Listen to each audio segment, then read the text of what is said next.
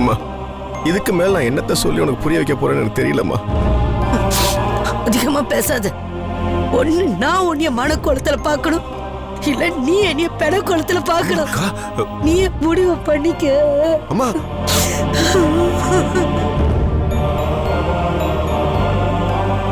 ஏண்டா மாப்பிள்ள, இதுக்கப்புறமும் உன்னோட முடிவு என்னடா? என்னம்மா என்னென்னமோ சொல்லிட்டு போகுது. மனசு சரியில்லை, போய் அம்மாவை சமாதானப்படுத்த போ. இதுக்கு மேல சமாதானப்படுத்த வேண்டியது உங்க அம்மாவை இல்ல மாப்பிள்ள, ஒன்னதான். மாமா. ஆமா மாப்பிள்ள, திவ்யா உன்னை விட்டுட்டு போயிட்டா. இப்ப விஷயம் விவாகரத்து வரைக்கும் வந்திருக்கு. அவளுக்கு உன் மேல பாசமே இல்லடா மாப்பிள்ள. அப்படியெல்லாம் இருந்திருந்தா இன்னொருத்தனோட அவ கொடைக்கானல் வரைக்கும் தனியா போயிருப்பாளா? இதோ பார், உன்னோட கல்யாண வாழ்க்கை, திவ்யா மேல உனக்கு இருந்த அதிகாரம், உரிமை எல்லாமே முடிஞ்சு போச்சுற மாப்பிள்ள. நீ இழந்த ஒன்ன, உனக்கு உரிமை இல்லாத ஒன்ன இன்னும் ஏன் மாப்பிள்ள கட்டி பிடிச்சு அழுதுகிட்டு இருக்கிற? சரிதான் மாமா, ஆனா டே ஆனா ஆவணெல்லாம் இல்லடா மாப்பிள்ள. மத்த எல்லா விஷயத்தையும் விட்டுரு. ஆனா ஒரே ஒரு விஷயத்தை மட்டும் உங்ககிட்ட கேட்கிறேன். உன்னால இனிமே வருங்காலத்துல ஏதாவது ஒரு காலகட்டத்துல திவ்யா கூட சந்தோஷமா வாழ்ந்து உன் வம்சத்துக்கு ஒரு வாரிசை கொடுக்க முடியுமாடா மாப்பிள்ள? திவ்யா அதுக்கு சம்மதிப்பாளா? தெரியல மாமா. அவ கூட இனிமேல் சேர்ந்து வாழ்வேனான்றது கூட எனக்கு தெரியல. நான் எப்படி மாமா நீ கேட்கிற கேள்விக்கெல்லாம் பதில் சொல்ல முடியும்? அப்புறம் ஏன்டா உன் வாழ்க்கையை நீயே நாசமாக்கிக்கிற? ஏதாவது ஒரு நம்பிக்கை இருந்திருந்தா அந்த நம்பிக்கைக்காவது காத்துக்கிட்டு இருக்கலாம். அந்த நம்பிக்கை கூட உனக்கு இல்லையாடா மாப்பிள்ள? எல்லா நம்பிக்கையும் எரிஞ்சு சாம்பலாய் போச்சுடா மாப்பிள்ள. சிமெண்ட்ல வீடு கட்ட முடியும்டா மாப்பிள்ள, ஆனா ஆனா சாம்பல்ல எப்படா வீடு கட்ட முடியும் மாப்பிள்ள? மாமா, அதனால அந்த திவ்யாவை தூக்கி எறிஞ்சிட்டு வேற ஒரு நல்ல பொண்ணை பார்த்து கல்யாணம் பண்ணிக்கிட்டு உன் வாழ்க்கையை வாழ பாடுற மாப்பிள்ள. மாமா, டேய், அக்கா சொல்றதாண்டா கரெக்ட். உனக்கெல்லாம் நான் சப்போர்ட் பண்ண முடியாது. மரியாதையா நாளைக்கு அந்த பொண்ணை வந்து பாரு. என்ன மாமா? இதுக்கு மேல பேசுறதா இருந்தா அத நேரடியா அந்த பொண்ணுகிட்டே பேசு. முடிஞ்சா அந்த பொண்ணுகிட்ட உன் நிலைமையை எடுத்து புரிய வை மாப்பிள. நாளைக்கு காலையில நம்ம பொண்ணு பார்க்க போறோம், அவ்வளவுதான்.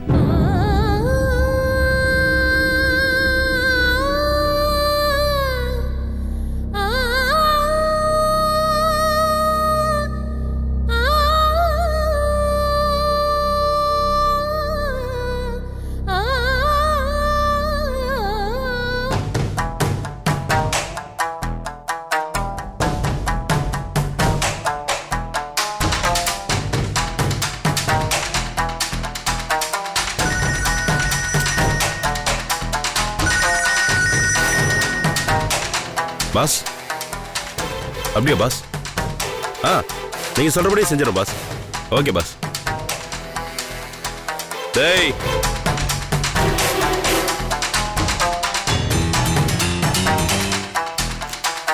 என்னப்பா? நாம ஒவ்வொரு ரூம்லயும் வச்சிருந்தோமே மேட்ரு, ஆமா, அது எல்லாத்தையும் அள்ளின்னு வாங்கடா.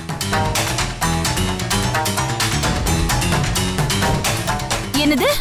ஒவ்வொரு ரூம்லயும் மேட்ரு வச்சிருந்தீங்களா? என்னடா அது? அது சொல்றேன், ஏன் அவசரப்படுற? உங்களுக்கெல்லாம் ஓவர் திமிர ஆயிடுச்சுடா. இந்த வீட்டு எஜமானி ஒரு போலீஸ்காரி, என்கிட்டயே திமிர காட்டுறீங்க. மாட்டுவீங்கடா, அப்போ இருக்கு உங்களுக்கெல்லாம்.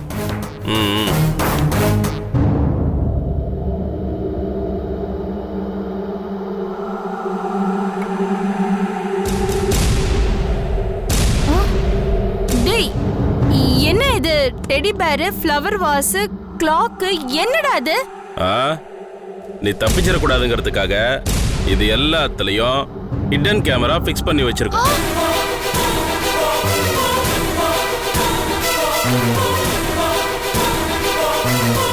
நீ 3 நாளா இந்த வீட்டுக்குள்ள எங்கெங்க போனியோ எல்லாமே இந்த கேமரால பதிவாயிருக்கும். அட அட பாவிங்களா, எல்லா ரூம்லயும் வச்சிருந்தீங்களா? ஆமா,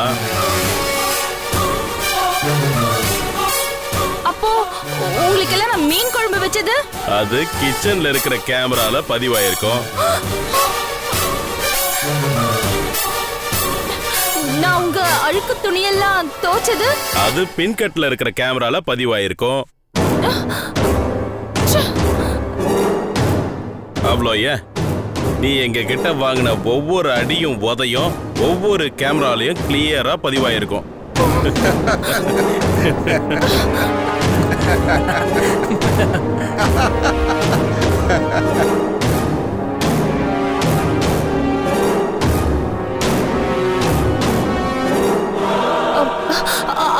அப்போ பாத்ரூம் ஏய், சீ சீ சீ, அந்த மாதிரி தப்பான காரியத்தை செய்யறதுக்காக நாங்க வரல. இது வரைக்கும் உங்ககிட்ட தப்பா ஒரு வார்த்தை பேசியிருப்போமா? தப்பா ஒரு பார்வை பார்த்திருப்போமா? நாங்க டீசென்ட்டான பார்ட்டிங்க. அதனாலதான் நானும் பேசாம இருந்தேன். ஏதாவது வம்பு பண்ணிருந்தீங்க, இந்த கவிதா எரிமலையா பொங்கி வெடிச்சிருப்பா. கவலையே படாத, உனக்கு அந்த கஷ்டத்தை தான் நாங்க கொடுக்கலையே. இந்த ஹிடன் கேமரா ஃபுட்டேஜ் எல்லாமே எங்க பாஸ் கிட்ட கொண்டு போய் கொடுத்துருவோம். யாருடா உங்க பாஸ்? எனக்கு இப்பவே தெரிஞ்சாகணும். அது சொல்ல வேண்டிய டைம் வந்துருச்சு.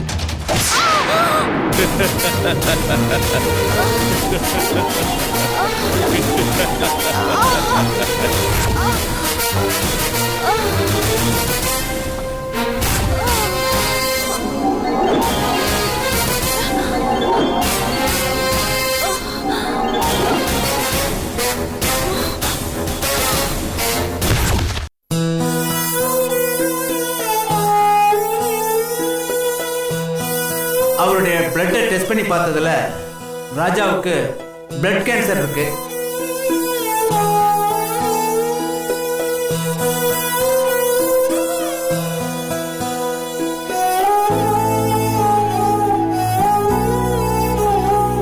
திவ்யா, என்ன பண்ணிட்டு இருக்க? ஒன்றும் இல்லை அண்ணி. இல்ல, எனக்கு ஒரு ஹெல்ப் பண்ற திவ்யா. நான் துணி துவைக்க போறேன், நீ கொஞ்சம் சமையல் வேலையை பாக்குறியா? இல்லை அண்ணி, நான் ஆஃபீஸ் வேலையாக கொஞ்சம் வெளியே போக வேண்டியது இருக்கு. ஆஃபீஸ் வேலையா? சேர்ந்துட்டியா? இல்லை, இன்னும் இல்லை. அது என்ன ஆஃபீஸ்னு சொன்ன? Web designing company. கவிதாவோட அண்ணன் ஆகாஷ் தான் ஆரம்பிச்சிருக்காரு.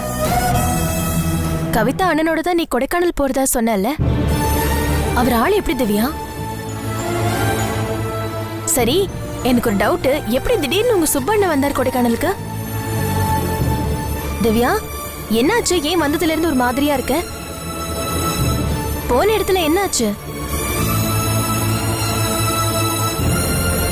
ஒன்றும் இல்லை. அங்க ஏதாவது பிரச்சனையாச்சா? ஏன் எல்லாரும் நான் வந்ததுல இருந்து ஏதாவது பிரச்சனையான்னு கேட்டுட்டே இருக்கீங்க? எனக்கு ஏதாவது பிரச்சனை இருக்கிறது தான் உங்க எல்லாருக்கும் சந்தோஷமா? திவ்யா, ஏன் வர வர உன்னை என்ன பேசினாலும் தப்பான அர்த்தத்திலேயே புரிஞ்சுக்கிற? உனக்கு ஹெல்ப் பண்ணலாம் தானே கேக்குறேன். என் பிரச்சனையை நான் பாத்துக்கிறேன். ரொம்ப தேங்க்ஸ், விட்டுருங்க.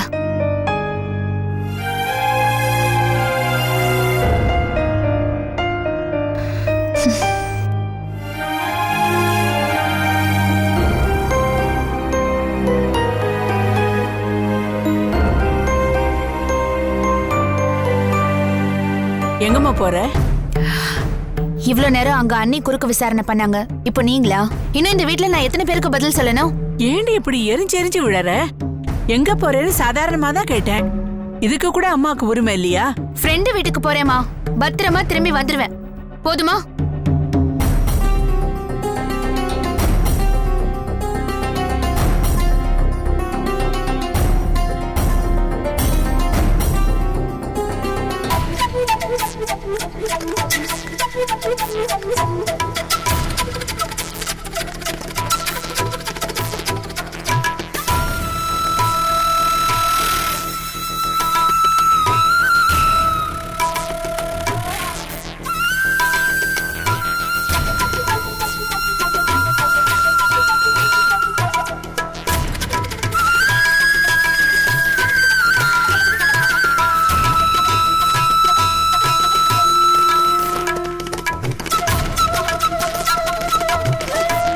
திவ்யா, அக்கா, என்ன அதிசயமா இருக்கு? இத்தனை நாள் கழிச்சு மாமியார் வீட்டுக்கு வந்திருக்க. என்ன வழிகழி தெரியாம வந்துட்டியாக்கும்? எப்படி இருக்கீங்க? இருக்கேன். என்ன உன் மாமியாருக்கும் உனக்கும் சண்டையாமே? பிரிஞ்சிட்டீங்களாமே? பேச்சுவார்த்தை கூட இல்லையாமே? சரி, உங்க பொண்ணு எப்படி இருக்கா? எக்ஸாம்லாம் நல்லா எழுதிருக்காளா? அவ நல்லா தான் எழுதியிருக்கா. ஆமா, நீயும் ராஜாவும் விவாகரத்து பண்ண போறீங்களாமே? உங்க வீட்டுக்காரர் திருந்திட்டாரா இல்ல இன்னும் குடிச்சிட்டு தான் இருக்காரா? உங்க கேஸ் கோர்ட் வரைக்கும் போயிடுச்சாமே? நீ கோர்ட்லயே தாலியை கட்டி தூக்கி போடுவேன்னு சவால் விட்டியாமே? உங்க அத்தை அழுதுகிட்டே ஊரெல்லாம் புலம்பிக்கிட்டு இருந்துச்சு. சரி, எல்லாரும் எங்க போயிருக்காங்க? உனக்கு என்ன பைத்தியமா பிடிச்சிருக்கு? ராஜா மாதிரி ஒரு நல்ல பையன் கிடைப்பானா? இத பாருங்க, ஏதோ பக்கத்து வீட்டு அக்கா வச்சு நல்ல பழகினவங்களாச்சுன்னு நானும் பொறுமையா இருக்கேன். எதுக்கு தேவையில்லாம ஓவரா பேசிட்டு இருக்கீங்க? இன்னும் திமிர் அடங்கல போல இருக்கு. இதுக்குதான் நல்லா அனுபவிக்கிற, இன்னும் அனுபவிப்ப. இவங்க எங்கன்னு கேட்டேன். பதில் தெரிஞ்சா பதில சொல்லுங்க, இல்லன்னா விட்டுருங்க. எதுக்கு தேவையில்லாம பேசிட்டு இருக்கீங்க? ஏய், நில்லு நில்லு நில்லு. அவங்க எங்க போயிருக்காங்கன்னு கட்டாயம் தெரிஞ்சே ஆகணுமா? அவங்க எல்லாரும் குடும்பத்தோட ராஜாவுக்கு பொண்ணு பார்க்க போயிருக்காங்க.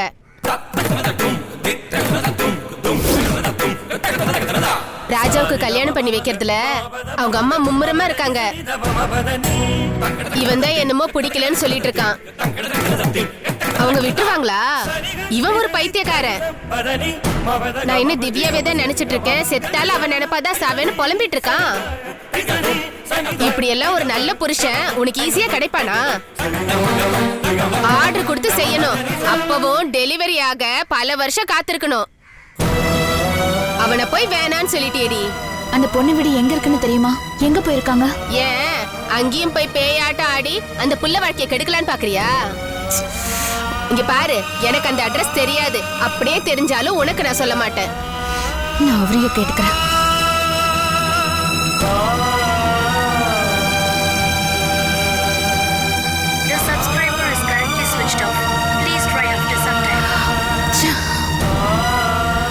சரி, நான் வரேன்.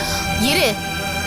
ஒழுங்கா உன் புருஷன் கால்ல விழுந்து மன்னிப்பு கேட்டு குடும்ப நடத்துற வழிய பாரு. உன் தலையில நீயே மண்ணள்ளி போட்டுக்காத. இத பாருங்க, எனக்கு அட்வைஸ் பண்றதை விட்டுட்டு உங்க வேலை என்னவோ தயவு செஞ்சு அதை பாருங்க. இப்படியே திமிர் எடுத்து பேசிட்டு இருந்துட்டு உன் வாழ்க்கைய நாசம் பண்ணிடாத. எனக்கு மட்டும் உன்ன மாதிரி தங்கச்சி இருந்தா கொமட்லயே குத்தி போய் புருஷனோட வாடின்னு அனுப்பி வச்சிருப்பேன். நீ எல்லாம் ஒரு பொண்ணு.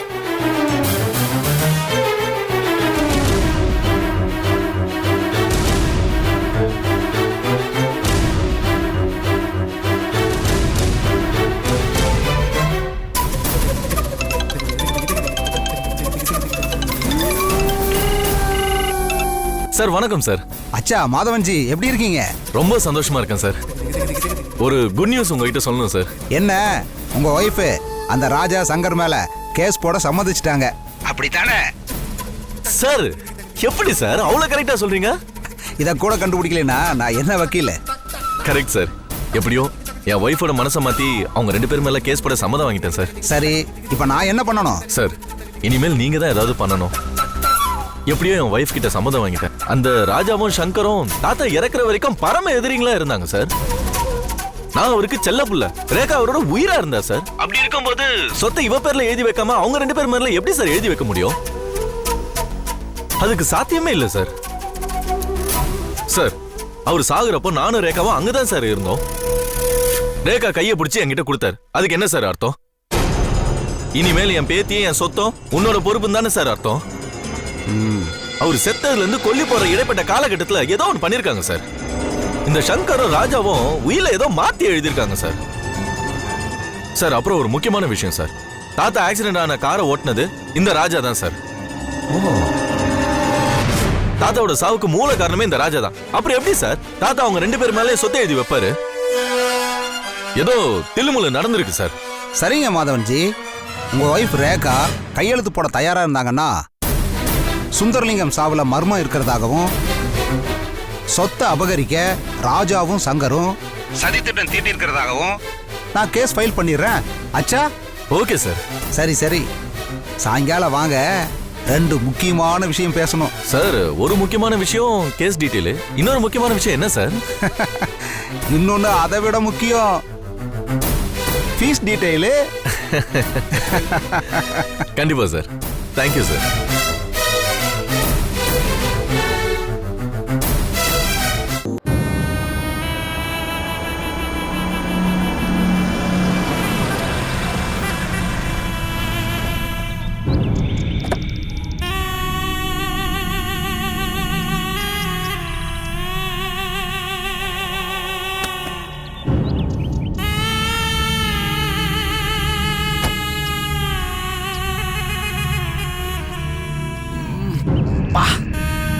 என்ன இந்த ஆள் மட்டும் வர்றான் போறான், ஆனா கவிதா சிஸ்டர் ஆளே காணுமே.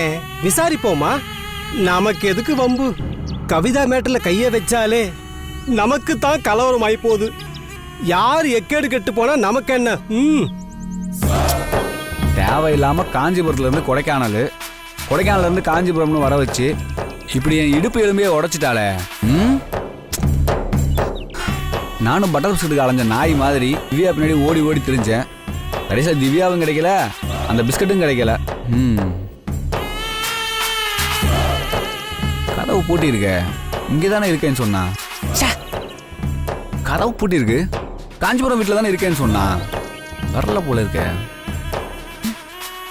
ஃபோன் பண்ணி பார்ப்போம்.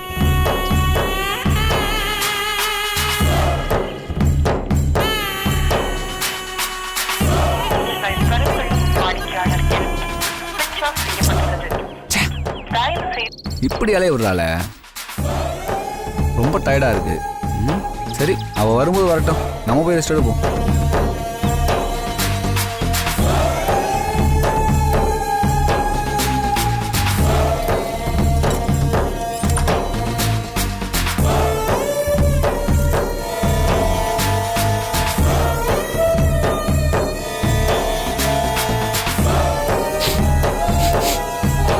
என்ன வீட்டுக்கு ஒரே சரக்கு சூழல் அடிக்குது?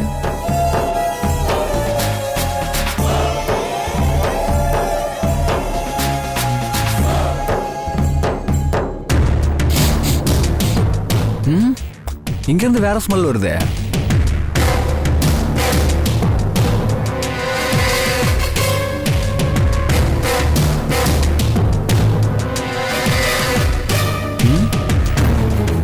என்ன அன்னைக்கு நம்ம வந்தப்போ இதெல்லாம் காணோம், இப்போ இவ்வளோ பாத்திரம் இங்கே கிடக்கு. ஒருவேளை கவிதா நேத்தே வந்து சமைச்சு சாப்பிட்டுருப்பாளோ? ஒன்றும் புரியலையே. அப்படி இருந்தாலும் இந்த மாதிரி எல்லாம் போட்டு வச்சிருக்க மாட்டாளே, வீட்டை நீட்டால வச்சிருப்பா.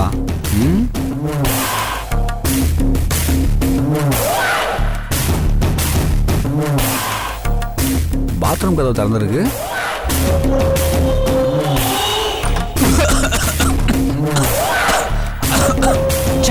என்ன இந்த நேரத்தினா ஆறுது? கவிதா எப்பவுமே இப்படிலாம் வச்சிருக்க மாட்டாளே. ஹாலில் பார்த்தா ஒரே ட்ரிங்க் ஸ்மெல்லு, கிச்சனில் சாப்பிட்ட பொருள்லாம் அப்படியே போட்டு வச்சிருக்கா. இங்கே என்னடானா பாத்ரூம் இந்த நேரத்தினா ஆறுது.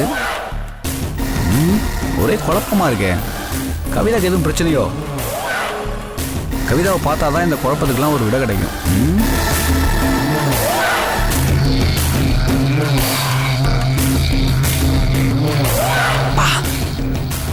அங்கே இங்கே அலைஞ்சு உடம்புலாம் ஒரே டயர்டா இருக்கு. கவிதா வேற காணோம். கொஞ்ச நேரம் போய் தூங்குவோம்.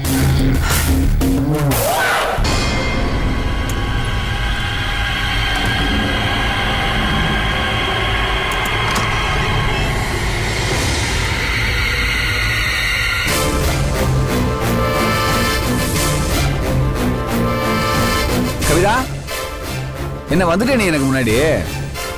கவிதா, ஏய் கவிதா, கவிதா, ஏய் கவிதா, கவிதா எந்திரி. இந்நேரத்தில் என்ன தூக்கம்?